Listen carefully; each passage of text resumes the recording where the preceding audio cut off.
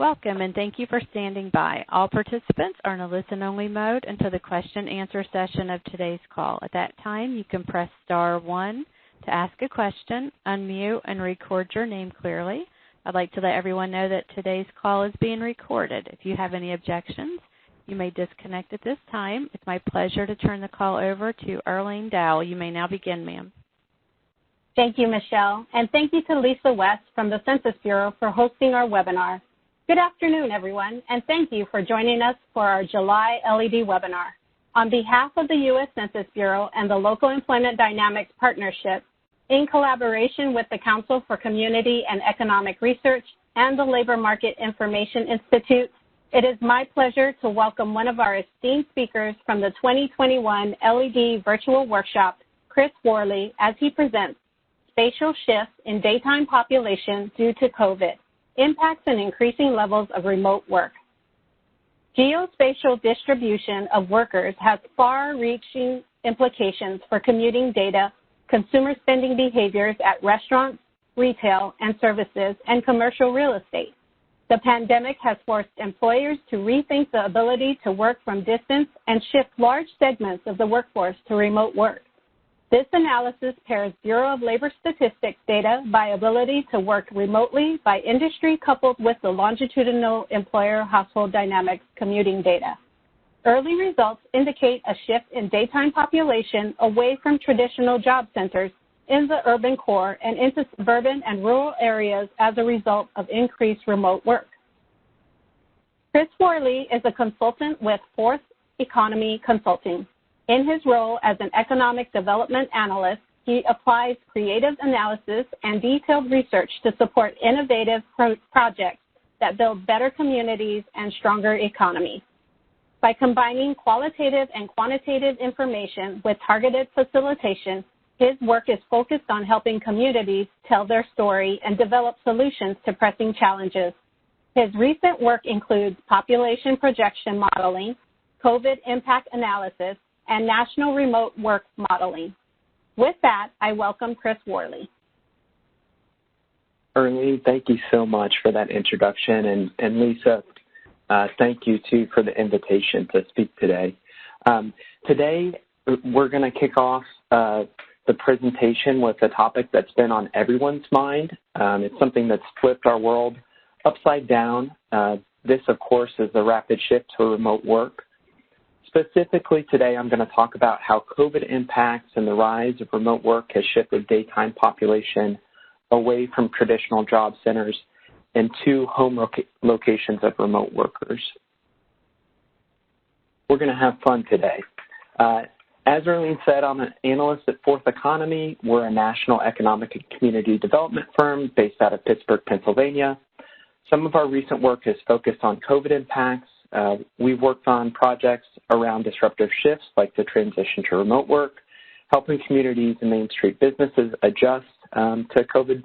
And then throughout this past year plus, we've worked with local governments and philanthropic partners to understand changing economic dynamics and to help allocate resources to the most vulnerable households and businesses. Right now, we're kind of in the throes of starting work with communities to adjust to a new normal. And to work through changes and what they'll mean in terms of opportunities, threats, and regional competitiveness. I'd also like to say that today's topic is an interest to me both professionally and personally. Last year, our company shifted towards remote work in late March, and we haven't looked back. My family has moved from Pittsburgh to Kansas and haven't lost a beat. So I'm excited about today's topic. I'm also interested in what you've been experiencing, so please use the chat to introduce yourselves. Let us know if you're working remotely still, what your plans are for that, and how your organization is handling this. I know that I'm not alone. Early estimates predict that 14 to 23 million Americans are planning to move as a result of remote work. For today's presentation, it's kind of broken up into 4 pieces. Of course, our goal is to talk about the specific data set and describing spatial shifts in daytime population, but the last time that I gave this presentation, folks wanted to talk about sort of a variety of issues surrounding remote work. So I want to say that Fourth Economy and myself are not the only people interested or concerned about this. So first off, we're going to look at headlines from throughout the past year. We'll also look at national surveys and data sets. Some of these will be linked so that you can browse and utilize these after the presentation today.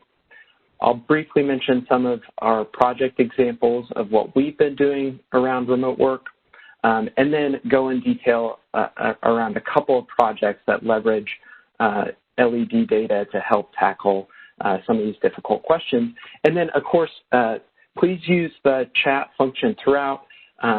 We'll be kind of having set aside time for a discussion later, but it's always useful if folks are throwing questions in the chat throughout the presentation. So first off, let's talk about headlines. What job-related trend is up 457% in the past year? Well, it's remote job postings. That comes from LinkedIn. I don't know any other trend that's up that much. Remote work has become such a part of our everyday lives that it affects everything from carbon emissions, where worldwide emissions for transport was down 36%, to things like dress shoes. The sale of dress shoes over 2020 and 2021 were down off their 2019 levels. And also, it's changed the way that we think about work. Workers are now expecting that their workplaces adapt to what they've adjusted to. So the overwhelming majority, 87% of American workers who have been working remotely expect and would prefer to continue working remotely at least some during their work schedules. We also see headlines coming out of Bloomberg that are saying employees are quitting instead of giving up working from home. So companies and organizations that have tried to go back or tried to force their employees to go back in person, having a really difficult time with it. All this leads to extreme changes in what sort of spaces are needed for organizations. So the New York Times leads with this piece of what will happen to all the empty office buildings and hotels. What does this mean for commercial real estate? These are the types of questions that we're interested in, and we'll dive into a little bit more on today's webinar. Okay, as I mentioned, other folks are looking at this, and thank goodness. There's been a few national surveys that have really assembled great data around what the shift to remote work looks like in terms of the American workforce. Prudential, the Pulse of the American Worker Survey, as I mentioned earlier, explores workers' perceptions and on the trends and policies and issues impacting the future of work.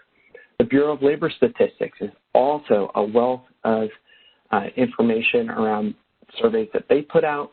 Our analysis that I'm going to show you later on in this presentation leverages both these surveys. So there was early on in the pandemic, not great idea or sense of who exactly was working remotely. Well, an old BLS job flexibilities and time usage survey from 2017 to 2018 is what we used for that analysis. However, recently from May 2020 forward, the Bureau of Labor Statistics has added questions to their current population survey detailing the effects of the COVID pandemic on the labor market, and that includes information around telework, and that survey is fantastic. It's a monthly survey, still ongoing. A couple other data sources that we've used in some of our work, COVID-19 mobility data. So are folks using parks more? How often are they going to grocery stores? What's that like and changing over time? Google has put out some really interesting data around that. ONET has a great database that talks about occupation-specific information around things like work activities. So are you a material mover? Do you have to interact with others? Or your computer usage? Are you communicating frequently over email and that sort of thing? We've used this information early on in the pandemic to talk about vulnerabilities to things like if you're in person, you're more vulnerable for contracting COVID or that sort of thing. If you use email more often than another occupation, you're more likely to be able to work remotely and that sort of thing. Okay, that's a mouthful. There's so much and so many exciting things out there, but one of the things that I've been really happy to work on this past year has been our remote work portfolio. A few of the things that we've done early on in the pandemic, we created a national remote work model, which was our early attempt at building a nationwide data set around remote work by industry and putting that at a county level, and then looking at things like broadband deployment and internet speed. We also worked early on with the Pittsburgh Foundation community to talk about worker vulnerabilities, using that ONET data that I was talking about, and what appropriate supports look like there.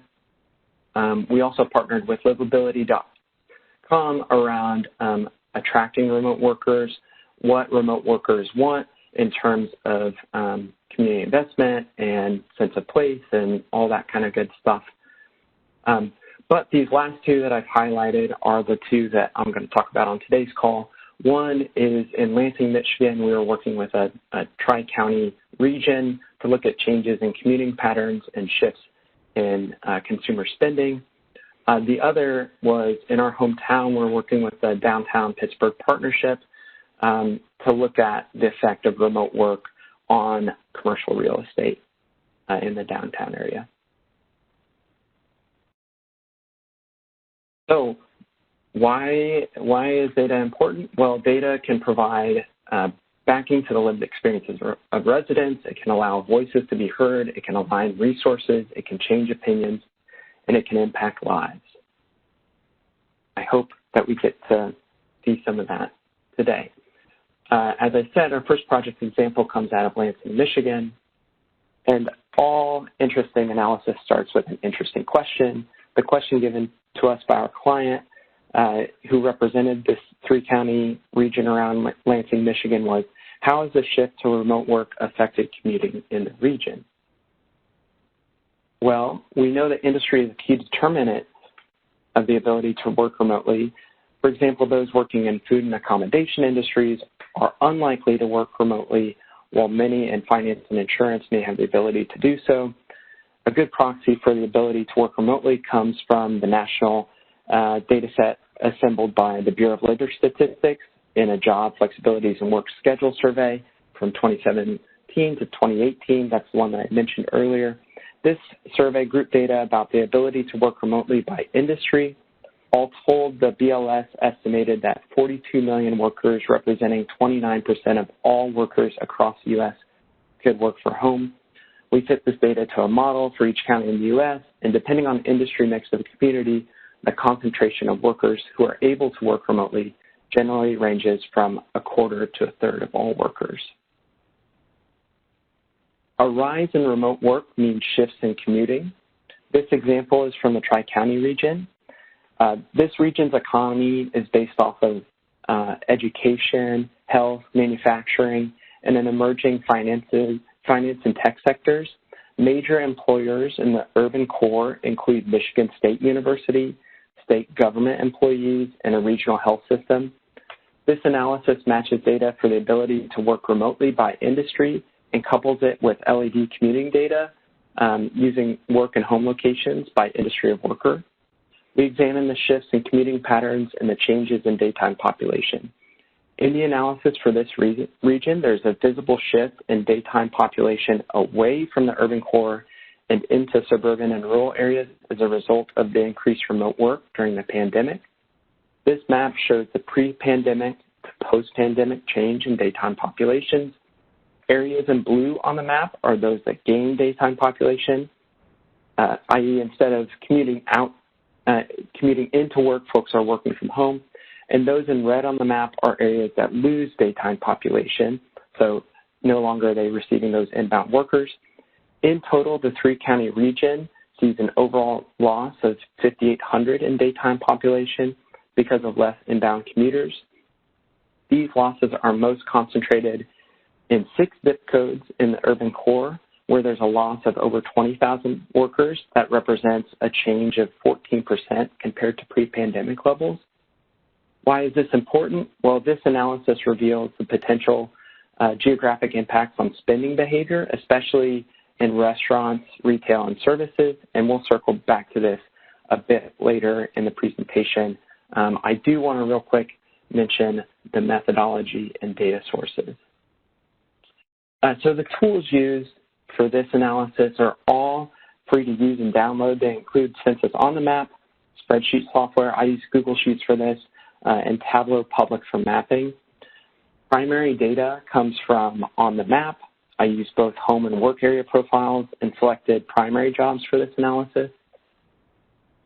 The basic model looks at a change in daytime population as being equal to the post-pandemic daytime population minus the pre-pandemic daytime population. For the pre-pandemic daytime population, we accounted for some base level remote workers. For the post-pandemic population, this is where it gets interesting using LED data.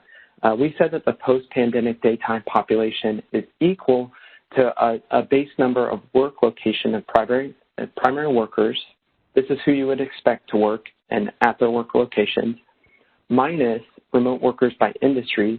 These are workers who are working at home instead of at their work locations, plus the home location of remote workers by industry. These are where remote workers are living and spending their daytime hours working remotely. That's a mouthful. Okay, so the daytime population changes with remote work. This next section and series of slides asks, so what? We think that there are far-reaching implications for this work, including on commuting data and consumer spending at restaurants, retail, and services. These next few slides will try to look at revenue loss for the Main Street small businesses in that urban core. Fewer commuters could result in a loss in demand for restaurants, retail, and services. In those traditional employment hubs, remote workers won't buy a coffee on their way into work. They won't have lunch with coworkers. They're not dropping off laundry at a dry cleaner's. And we know that Main Street small businesses are the most at risk because of this change in spending. In the 6 zip codes in the Lansing region that lost workers, those were the ones in red earlier, there are 2,100 Main Street small businesses with $184 million in monthly sales, employing 14,300 workers. What does the shift in commuting and remote work mean for these Main Street small businesses? Well, we said if all workers who could work remotely did work remotely, these 6 zip codes would see a shift in commuters of minus 20,000, a loss of 14%. If we assume that 14% is the same as the decrease in sales, these small businesses would lose an estimated $25 million in monthly sales, and this demand decrease could impact 2,000 workers using a sales per worker estimate from the economic census. So what? Well, we use this information to generate conversations. The Tri-County region around Lansing had great support through the PPP loan program and the state of Michigan grants that were given out to Main Street small businesses. But are those business supports enough? We found that matching up the total amount given during those business supports would last for about 3 months of lost sales and cover about 3 months of sales due to less commuters from remote work. Where we ended up having some great conversations were around potentially implementing different campaigns to support small business spending. So buy local campaigns, hopefully post-pandemic spending on experiences and services can rebound. Folks are demanding they want to spend on arts and culture and restaurants and travel. So we think a buy local campaign could make a comeback. We also think that there's a rural opportunity. A lot of what this analysis points out is historic land use and development patterns that may be outmoded. So if folks aren't coming in to the urban core to work, maybe the shift in commuting and more remote work in more rural and suburban areas means that those areas and those business corridors in those areas can get a boost. The next example of a project that I'm going to talk about is in downtown Pittsburgh. So we're going to see a lot of the same types of things that we saw in the Tri-County region apply here, but I'll talk a little bit about, we did this analysis more recently, so I'm going to talk a little bit more about what data sets we use for this analysis. Downtown Pittsburgh is beautiful and I miss it. It's full of lots of arts and culture. It's where you would do everything from launch a boat to be on the rivers, to get a meal before or after a Steelers game. It's a wonderful place to be, and it's close to my heart. When we're talking about downtown Pittsburgh, what do we mean? We mean the specific census tract. And when we're talking about the city of Pittsburgh, what do we mean? Here's the boundaries of that. So downtown Pittsburgh, pre-pandemic, is the work hub of the city of Pittsburgh. Nearly a third of all workers are working, have their work locations in the downtown area, but very few people live downtown. And early on in the pandemic, downtown looked a lot different than it normally does. Usually, Pittsburgh's this vibrant place, the downtown, seeing a lot of inbound and outbound traffic. While workers were advised to stay at home, city streets had very, very little traffic. Rush hour in the city looked nothing like what it normally does. And downtown Pittsburgh, which was normally this vibrant place full of activity, was eerily quiet. We saw this in some really, really far-reaching data sets. This one comes from the Pittsburgh Parking Authority of parking garage utilization rate. You can see up at the very top, parking utilization pre-pandemic was, in the 90%, so 89 to 94%. In May 2020, really in March, April, May of 2020, you see that parking utilization drop. In May 2020, rates had dropped to 22%. By May 2021, so fairly recently, rates had risen to 35% of utilization, but they were still well below pre-pandemic levels. Now, that's an interesting data point, but how does that relate to our LED data discussion? Well, LED data matches that of what we see in the parking garage utilization. When you look at a pre-pandemic baseline and what both remote work and job loss has done to workers working in the downtown area in Pittsburgh, you see a significant decrease in workers early on in the pandemic, and still a drop to this day. Now, pre-pandemic, downtown was a work hub with few people living downtown. Primary jobs brought in around 71,000 people into downtown. In May of 2020, downtown Pittsburgh had about 50% fewer in-person workers than it did before the pandemic, both as a result of job loss and remote work. And if you sampled 10 workers who are no longer commuting downtown for their job in May of 2020, 2 in 10 would be because of job loss, and 8 of 10 would be because of remote work. In 2021, downtown Pittsburgh is still bouncing back. As of May of 2021, many jobs had returned, and about half the people who had been teleworking returned to working in person. However, remote work trends continue. All told, downtown remains at around 75% of pre-pandemic worker population and has around 17,000 people less in person than it did pre-pandemic. Now, on the map and BLS data can help us talk about these specific populations, and those are the ones that are broken out at this slide. So we'll review that over the next several slides. Tool used for these, again, a couple of free products, Census on the Map and spreadsheet software. Data used, pretty similar to last time, except for the BLS product, which I mentioned earlier. BLS starting in May 2020 and going monthly since then, and the newest addition to that data is for June 2021, has a supplemental data measuring the effects of COVID on the labor market. They ask these questions alongside their current population survey. And one specific table talks about employed persons who teleworked in the last 4 weeks because of the pandemic. And they break that out by industry. So it's a really useful thing that we can align to on the map data. Our basic model is very similar to the analysis that I just described.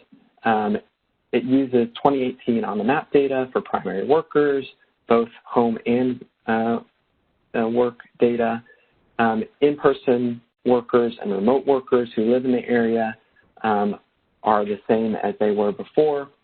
The two adjustments to the previous analysis, one is we wanted to account for unemployment. So what we did is we downscaled MSA unemployment data to fit for Pittsburgh and to fit for the downtown Pittsburgh. We just assumed that those smaller geographies inherited overall unemployment rate. After these adjustments were made, we applied remote work levels by industry reported from that BLS product, and we did the other calculations the same as the last time.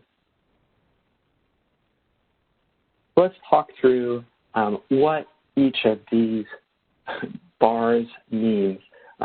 We have our pre-pandemic, followed by May 2020, followed by May 2021.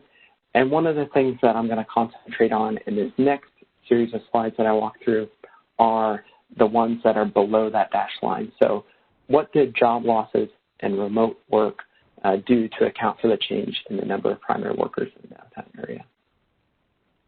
So those who are no longer in downtown include those with job losses or remote workers who are living outside of the area. Workers who remain downtown includes everybody who are in-person workers and the very few folks who are living downtown and working remotely. In May of 2020, early on in the pandemic, 9.7% of the overall workers had lost their jobs across all industries compared to pre-pandemic levels. However, a really significant chunk, 41%, continued to work remotely, and these folks weren't commuting into downtown. So if you surveyed 10 people in May of 2020 and said, why aren't you coming in to downtown for your work? 2 in 10 would have said, it's because I lost my job. 8 in 10 would have said, oh, it's because I'm working remotely, no longer coming in. The story looks a little bit different in 2021. The number of primary workers in downtown has rebounded in 2021. Nearly half of those who were working remotely in May of 2020 had returned to in-person work by May of 2021. As jobs rebound, those who are no longer in downtown has also shrunk. So jobs rebound, but employment has yet to return to pre-pandemic levels. The remote work trend continues, with many workers continuing to work remotely. You can see that still around an estimated 22% of folks who have jobs where their work locations are in downtown Pittsburgh are continuing to work remotely as of May 2021. And if you did that same thing where you sampled 10 workers and you said, hey, why aren't you commuting into downtown? 1 in 10 would say, well, it's because I haven't been able to get my old job back. But 9 in 10 would now say, well, it's because I'm continuing to work remote. So what? Like, why does this matter? Remote work especially impacts these job hubs. So not every city has the same kind of live-work distribution as Pittsburgh does, but places that have many jobs but few residents, like downtown Pittsburgh, are going to be the most impacted by shifts to remote work. An open question for all of us, and I'm interested in more of this during the discussion, is remote work here to stay? So remote work has deeply impacted Pittsburgh's downtown. It's responsible for 90% of the change in primary worker population in May of this year compared to pre-pandemic levels. Will workers continue to remain away from downtown and the traditional job centers? If so, that's a loss of 17,000 people. How are we going to bring back people and vibrancy through these places? Is it going to be through events, conventions, conferences, travel? How's that going to look? And then also specific to our client that we were working with is, how is commercial real estate going to be impacted? We know that both from this analysis and other headlines that are appearing that there's some part of this where a change in demand for office space is going to have an effect on commercial real estate for years to come. So this presents a challenge and an opportunity for converting some of these office spaces to other uses. All right, this is my favorite part of all of this, is the discussion. So what are you seeing in your community? We think that there are far-reaching implications for remote work across a variety of areas. I'd like to know what you're thinking about. Is remote work here to stay? What implications will remote work have on your community? What are you interested in figuring out? And that's it for my presentation. Thank you so much. Operator, we're ready for questions if there's any. If you would like to ask a question, please press *1 on your phone, unmute and record your name. It'll be 1 moment for questions to come in. Again, that is *1 on your phone. Okay, great. So while we wait for questions to queue up on the phone, I'd like to remind everyone to please be courteous and keep your questions pertaining to the presentation with 1 follow-up question. We've received a few questions regarding the presentation, which will be accessible on the Census Academy website in a week or 2 at census.gov/academy under the webinar tab. Also, an evaluation will be mailed to you following this webinar. We would appreciate if you took the time to fill the short survey out so that we may better serve you.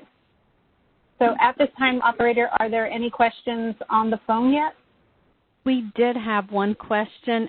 Terry from Washington State, if you still have a question, can you press *1 again? Thank you.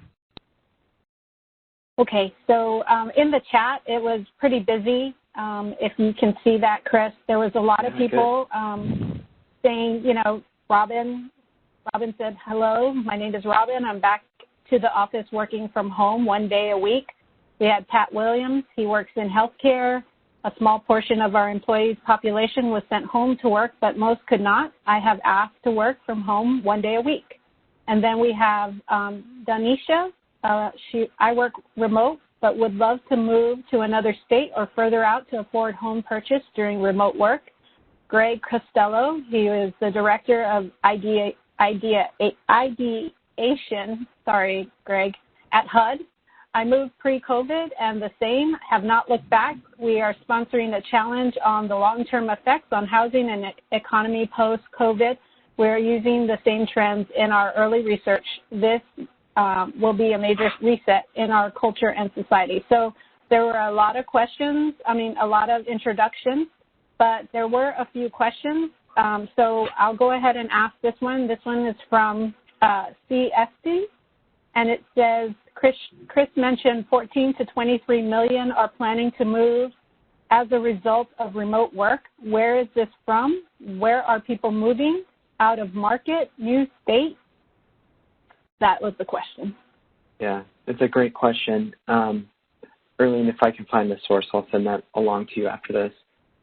What we did see early on in the pandemic is a lot of people moving away from really, really densely populated places and into more suburban and rural places. For that reason, one, to kind of get open air space. Another thing that we had seen was around cost of living. So a lot of folks trying to take the opportunity to move potentially from more expensive places to less expensive places. Now, this has been challenging since the housing market has been crazy and has adjusted, I think, to the demand and from a shrinking supply being available on the market. But those are two of the early indicators. Those came up, by the way. Redfin CEO, Redfin is a online listing agent of real estate, said that the shift was profound, that they even saw it in their search data where people were searching for houses in more suburban and rural communities compared year over year to a pre-pandemic level. Great. Michelle, is Terry on the line? I believe that caller was disconnected I do have a question from Elaine Jardine. Your line is open. If you'd like to ask a question, please press star 1. If you'd like to withdraw it, it's star 2. Elaine, your line is open. Yes, this is Elaine Jardine. I was wondering if anybody has done this specific type of analysis for New York City to upstate New York. Yes, I believe so. The New York Times has a great, are you talking about the mover data? Yes, the remote working and spatial shifts in daytime operation, yes. Yeah. So as far as the moving data, the New York Times has an analysis team called the Upshot, which are fantastic. They looked at where people were moving to, I think, by neighborhood or borough from New York into upstate New York or Pennsylvania or wherever throughout the country. So they've tracked movement of people and households in that way. I have not seen an analysis that looks at daytime population levels within New York, but of course with the New York Times article that I mentioned, I think does link to things like occupancy rates and other kind of source information that folks are tracking. So that could be a pretty good proxy outside of an analysis like the one that I presented today. Okay, thank you. As a reminder, if you have a question, please press star 1 on your phone. All right. Well, I have a couple more that came in the chat. It says here, I'm from Lansing, Michigan. I did start a part-time job working for a civil engineering firm, and we can work from home. My interest in your presentation is to understand infrastructure needs. Yeah, I mean, certainly that's going to be based on a number of factors moving forward, especially if remote work continues and at what level. Overall, the number of travelers and commuters could change, but to what degree is kind of open to the kind of a forward-looking trend on that. I'm glad that we got somebody from Lansing on the call. That's great. I do say one last thing on that piece. We did work with the Tri-County Planning Commission on that project for Lansing, and they have a transportation component as part of their overall work portfolio, so they might be a great organization to get in contact with for follow-up. Great. I did find Terry's question in the chat. It says, will employers respond by adjusting salaries of remote workers to the cost of living in the area they relocated to? What are the impacts of that? That's so interesting. I know that some major employers, and in fact, Erlene, we were talking about this just yesterday, some major employers, some government employers adjust already before any of this major shift to remote work had already factored in cost of living to salary ranges for their employees. You flip that question on its head, another thing that we're looking at right now is for jobs that can be worked remotely. What's to stop a company, say it's a technology company in California, from poaching a technology worker from another place, being able to pay them less than they would pay at a California rate, for example, and then that person not add to a tech ecosystem in a lower cost of living state. So those are interesting implications as well of all this remote work. Okay. Another question is from Tom. What is the population of the Lansing Metropolitan Planning Organization boundary? That's a great question. Wikipedia is both of our friends, but I don't have that right in front of me right now. Sorry. And then we have another question from Gary. Do you see this as a temporary shift or one that will be the future going forward? Does this mean a shift in infrastructure to meet these moves?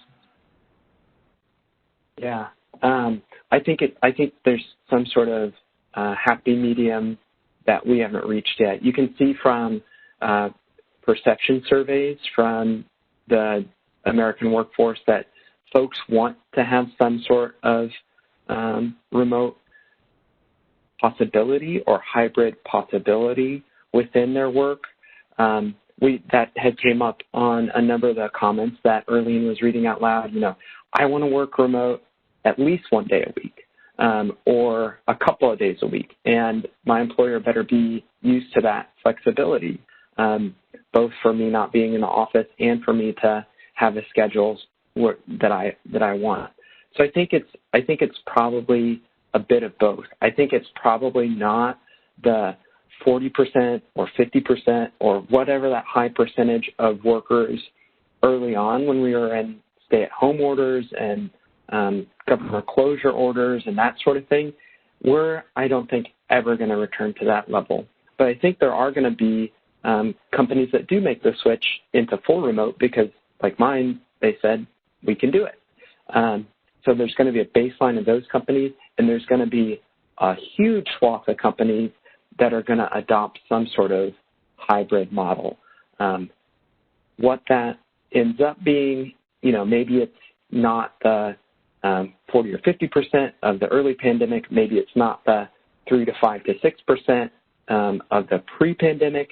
Maybe there's a happy medium of somewhere in between that range for the remote workforce. And one more chat before I check the phone. Scott Bailey asked, it seems like a big leap of faith to assume that job loss is uniform across geographies. It is a big leap of faith, but it's the best way that we could estimate it. And using the Pittsburgh example, the downtown is about a third of employment, so it's the best that we could do. Point taken, and all these numbers are estimates trying to squeeze the most possible out of the most recent data that we have. Michelle, are there any calls? Yes, ma'am. We do have a couple of questions in queue. Our first question comes from Daniel Como. Your line is open, sir. Hi, thanks for this analysis.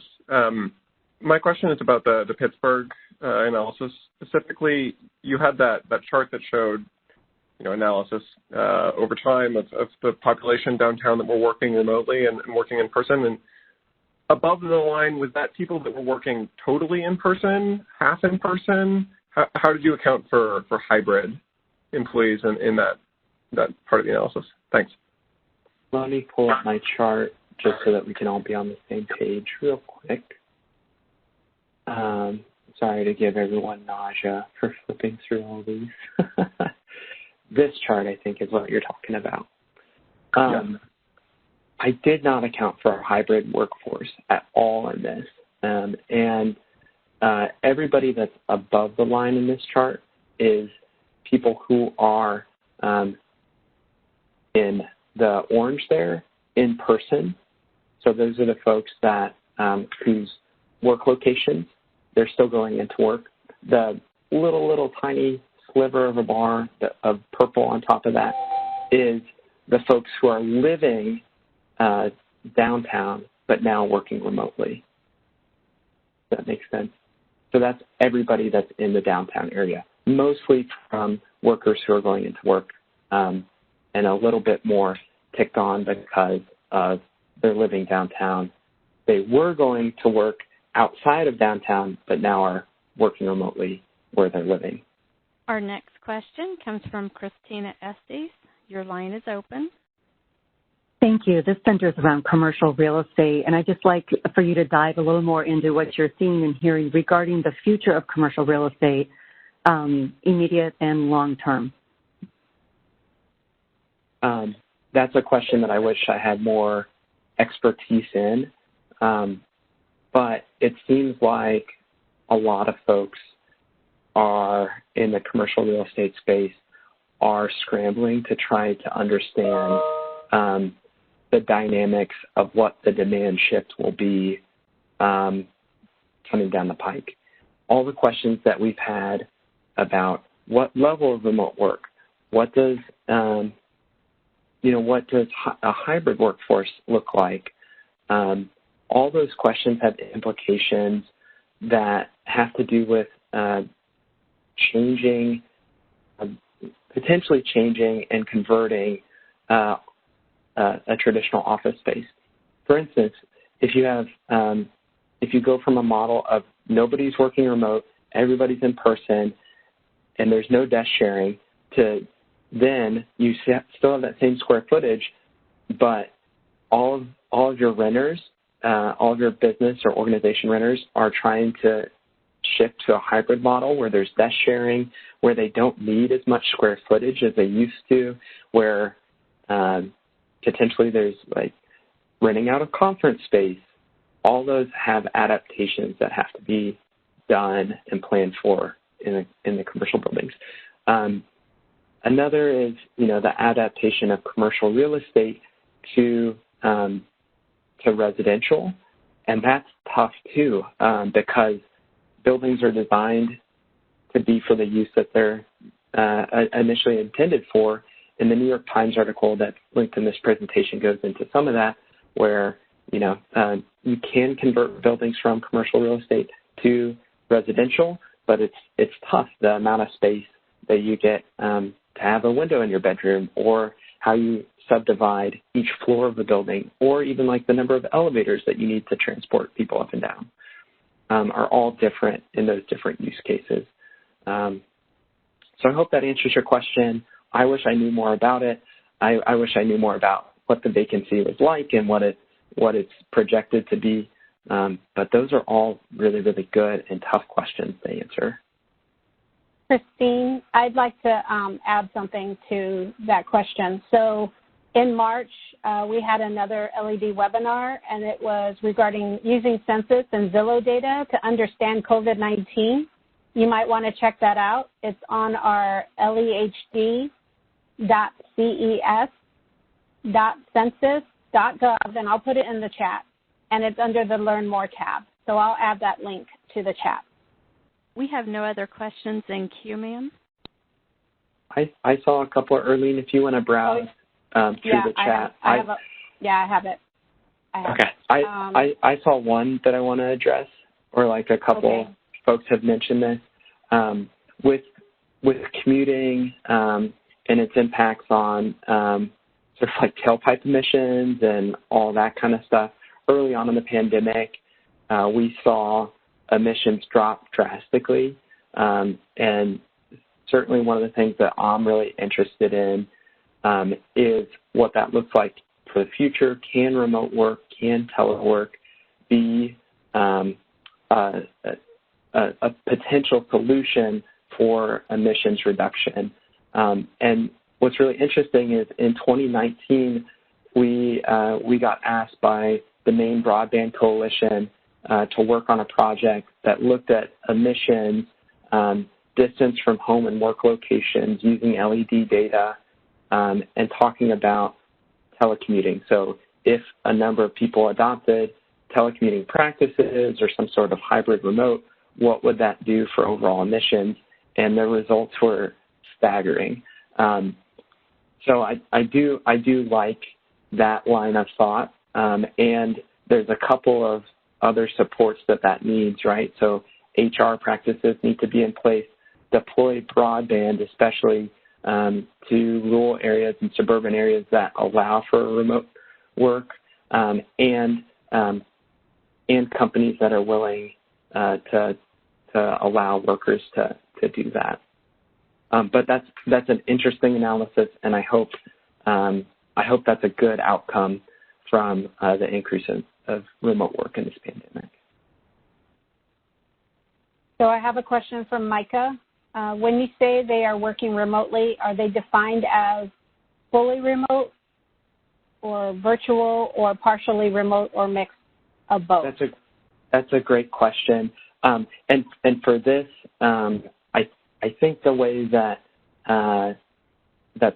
you're going to have to check the BLS survey that's linked here. I think the way that it says is, in the past 4 weeks, have you worked remotely as a result of the pandemic?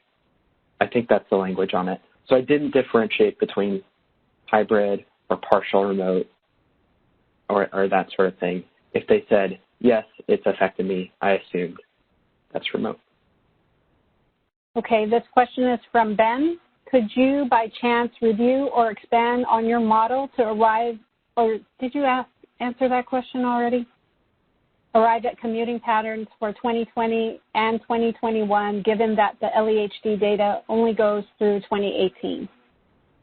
Yeah, that's why in the second analysis for Pittsburgh, the first analysis doesn't do that. The second analysis tries to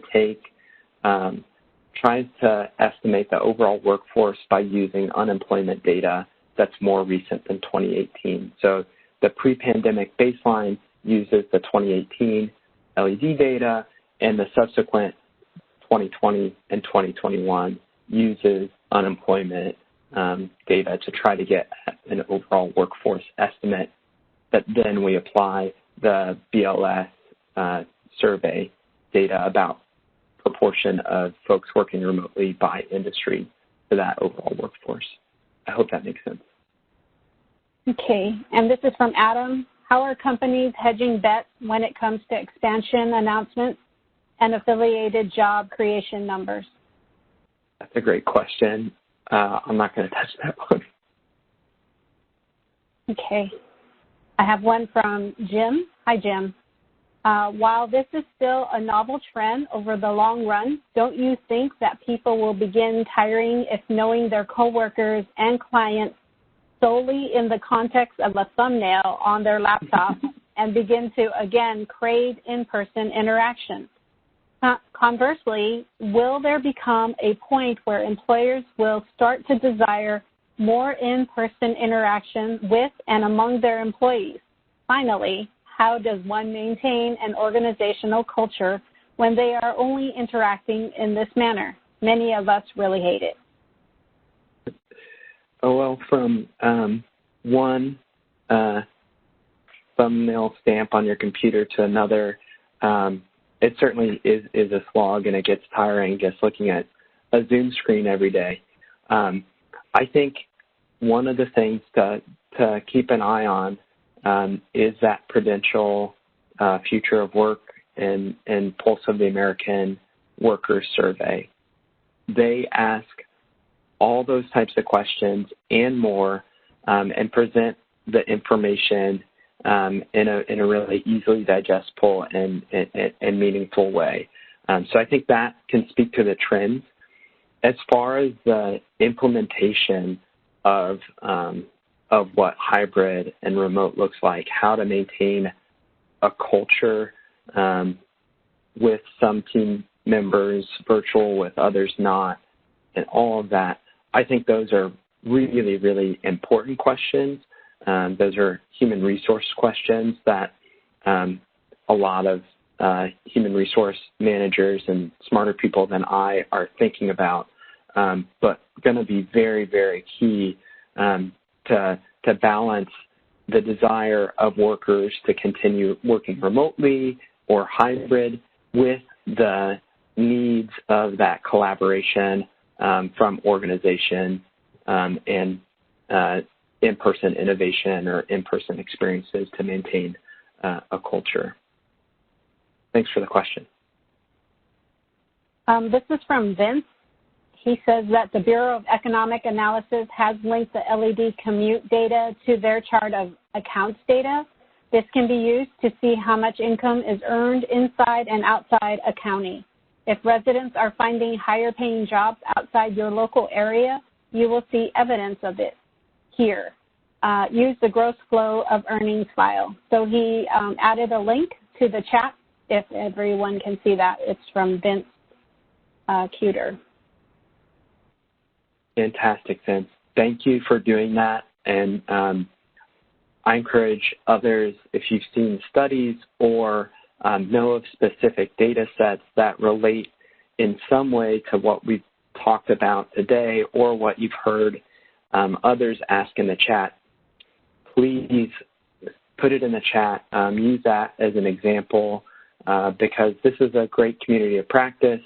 We can all improve our data analysis with sources and these types of things. So thank you so much for putting that in. And I'm going to ask this question and then I'll check back with the operator. This is from Margaret. Does demography impact who is moving out of the city? Are younger and POC professionals staying? Yes, and we know that from a variety of ways, especially as it relates to who is able to work remotely. White versus non-white, higher paying occupations versus lower occupations. White workers are more likely able to work remotely. We know that from the BLS survey, BLS job flexibility survey from 2017 to 2018. That same survey says that higher paid workers are also better able to work remotely or more likely to work remotely.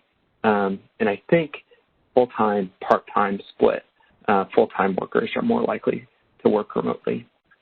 So yes, there is demographic differences in that, who's able to move because of the ability to work remotely. Michelle, are there any more calls on the phone? I do not see any questions in the queue from the phone lines. Thank you. Thank you. So another question, this is from Patrick Thompson. No one has mentioned the generational issues surrounding telework, but butts in seats still reign supreme where I work, despite the fact my job is entirely online. Can you, it cut out for me. Can you read that one more again? Oh, really? Sure. So it says, no one has mentioned the generational issues surrounding telework. That's the question. And then there's butts in seats still reign supreme where I work, despite the fact my job is entirely online. Yeah, I think this goes back to that increasing need for human resources supports and better work models with the shift of remote work and hybrid work being it's going to be a part of our work system now and into the future. But that doesn't mean that it has to be a negative part of the work system. It means that we need appropriate workforce supports for workers who are working remotely or are hybrid workers. We need similar but different supports for people who are on teams with and in person, who are with other people on their teams who are working remotely or doing a hybrid model. We just need better human resources models for that. Thank you for that insight. This is from Al. Does classic zoning districts approach to local land use make sense anymore? A great question. Zoning is always something that's picked on from everything from, housing to commercial zoning, and why communities apply certain zoning layers to one area and not another, and all that kind of stuff. I think that one of the very, very clear pieces of insight from this analysis is that historic land use patterns about where people have been developing residential versus where they've been developing commercial has resulted in, at least in the Pittsburgh region and in the Lansing region, these very, very sprawling land use patterns, which make this a huge differentiation in between who's staying where while they're working. And another follow-on for that is if people value, which they do, their sort of like ability to walk around, access a coffee shop or small Main Street business districts, we're going to really have to figure out how to make that work with the land use patterns that we've had historically. Like, do we develop, going into the future, smaller pockets for of livability where there's, instead of one gigantic business district, many smaller dispersed business districts, or other things? Who knows? I'm not a planner. I'm not a land use planner, but it's very clear to me that that the historical land use planning process has resulted in these dramatic graphs. In a case where there's similar number of workers, like a more aligned live-work balance in terms of residents living and residents working in equal shares in the same place, you would not see this huge differentiation in population shifts. Okay, this question is from David. Will the move from urban to suburban rural residency by remote workers restore the travel that has been reduced by not commuting? And will this shift travel from transit to autos? Oh, that's a great question. Wow, that is a great question. One of the things that I didn't present today, but that I did look at was things like bus ridership pre-pandemic, and then this year, last year and this year, what it looked like. I can tell you for Pittsburgh, downtown bus ridership went from 2.5 million people pre-pandemic to around 500,000 trips. These are monthly trips, kind of last year, and this year is about the same. And anytime when you see a ridership decline like that, if the demand shifts fivefold, maybe we have supports for that where bus lines keep moving now with the rescue fund money and all that kind of stuff. But long term, that's not sustainable. So if a shift like that happens and there's a bus line that is supporting folks who use public transit that live in more outbound communities, but they're no longer using it, that line is susceptible to going away. And if your job doesn't allow you to work remotely any longer, maybe someone who had been taking a bus into work with that line removed now has to drive. So there are interesting pushes and pulls in both those directions. Okay, here's another question from Christina. Chris, please weigh in on this thought. If downtowns lose population, parentheses, customers, then should we force people back or accept changing market? Yeah, there's no way to force people back, but there are different approaches or avenues that you could take that ups the number of consumers in a downtown area. One is that building conversion that we've been talking about, converting what had been office space or planned as office space to more residential. So instead of folks working there, you'd have folks living there. Other types of things are things that downtown bureaus and travel have been working on for a long time. So is there an opportunity for conventions or conferences or other types of things?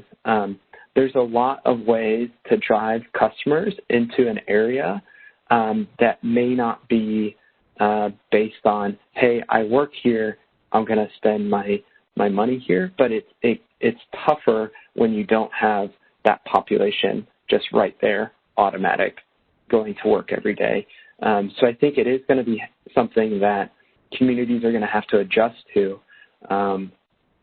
I think what it means is long-term, if these trends continue, there's no way for a customer base that had been supporting businesses at a pre-pandemic level, if that customer base decreases by 25%, there's no way to maintain and support all of those businesses at a pre-pandemic level, which is just going to result in some businesses closing. Okay, here's a question from Sabrina. How are school enrollments being affected by these spatial shifts? That's not something that I've looked at. School enrollments from the spatial shifts. School enrollments have definitely shifted. I tell you what, one project that we did work on was in a 10-county region in sort of more rural Michigan, where they were the recipient. They had a great tourism season. So historically, it had been during the spring, summer, and fall months. They had a lot of tourists come into the area, and they were really concerned last year with the pandemic that their tourism industry would be heavily impacted by folks not wanting to visit. But what they found is that a lot of their second homes, instead of being rented out for like a weekend trip or that sort of thing, shifted to be rented out for long-term tenants. So folks, instead of renting for a weekend, would rent for a month or 2 months or 3 months. And they found that all their tourism-aligned businesses actually had some of their best seasons on record. But that did impact school enrollments, and their schools, had a significant increase in the population. So I think that's just one example of what your community looks like, and where people are having who can work remotely have a preference to move to, like what those communities look like, has a really big effect on what school enrollments and the balance of that could be in the future. Okay, we're coming up at 2:46 right now. I have a couple questions that I will ask you, and then hopefully we can answer all the other questions offline. So this is from Barbara. Hi, Barb. Has anyone done this for the DC area and its surrounding area? Also, does the data you are working with include federal government employees? my data does include all employees, not just private. When I was presenting in April, Erlene, maybe you could share this link too afterwards. Leo Brooks from the DC area presented an amazing analysis of what Washington, D.C. looked like, who was able to work remotely in the district, and all of that. And so I think we can follow up with either a link to that presentation or something. There's analysis out there. Yep, I can add the link. And then the final question for today, there was so much chatter in the chat. Yeah, it's great. Do you see any questions that stand out to you that you would like to answer right now?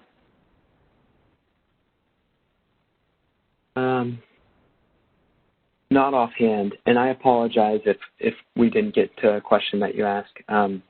Certainly this is indicative to me about how important this work is and about how much interest there is in it. So thank you so much for attending today, grilling me with really tough questions, and thank you again, Erlene and Lisa, for inviting me. It's been a lot of fun. All right, so I'll go ahead and close out our webinar for today. So I just want to thank everyone for joining us this afternoon, and also thank you to Chris Worley for presenting.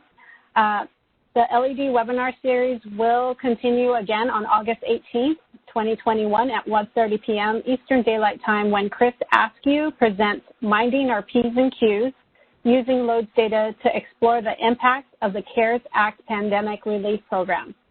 So thank you, everyone, for spending your afternoon with us, and thank you for going over a little bit of the time, and I hope that you all have a wonderful day. That concludes today's conference. All participants may disconnect.